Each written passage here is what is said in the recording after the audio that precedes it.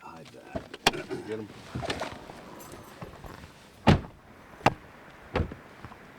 This is a typical day for the U.S. Marshals Service Fugitive Task Force, rounding up wanted fugitives all over the Eastern Shore. On this gray winter day, the focus is Salisbury and Fruitland. Typically, only get the worst of the worst. I mean, there's other cases that are sprinkled in there, but that's our priority is violent criminals and sex offenders and gang members. That's the target house. Mm-hmm. The 13-member team is led by U.S. Marshal Barry Bowright. It's made up of officers from the U.S. Marshal Service, Maryland State Police, Salisbury Police, Maryland Parole and Probation, and the Wicomico and Dorchester County Sheriff's Departments. For security purposes, Bowright has asked that we blur the team's faces and vehicles. We're going to roll up at the same time. We'll determine ahead of time who's going to go where.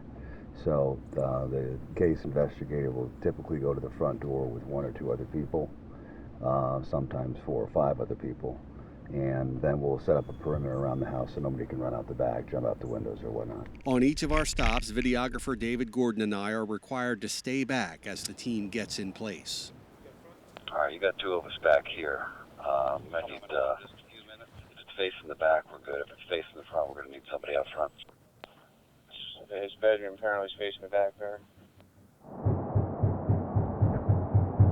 After a thorough search, success. All right, we got him. He was hiding up underneath the bed. Soon after, Michael Cornish, wanted on assault charges, is let out. This is dangerous business. It is, but it's rewarding. Just in this area, in the Salisbury or on the Eastern Shore, we arrest between 400 and 500 people a year. That's right. 400 to 500 a year since 2010.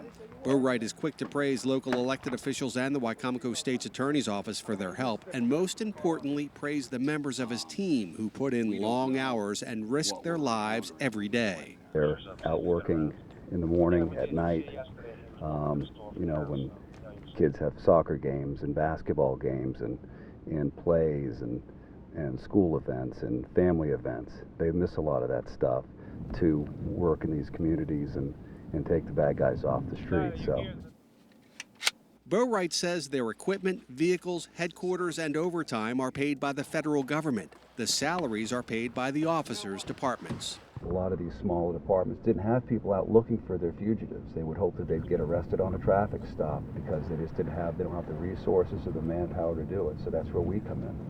We have the resources and we can bring everybody together. Soon we're off to take another fugitive, Keonta Quayles, wanted for a parole violation on a burglary conviction.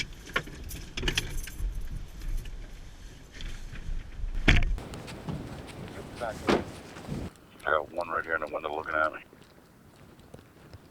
Once they're in, they find Quayles in what is a popular hiding spot. Hey guys, we got him. He was hiding underneath the bed. Bowright says when fugitives hide, things can go south in a hurry. That's where, things have the potential to go bad.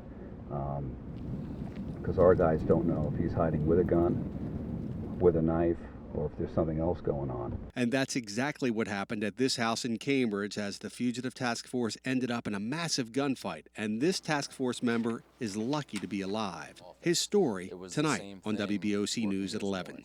Steve Hammond, WBOC News.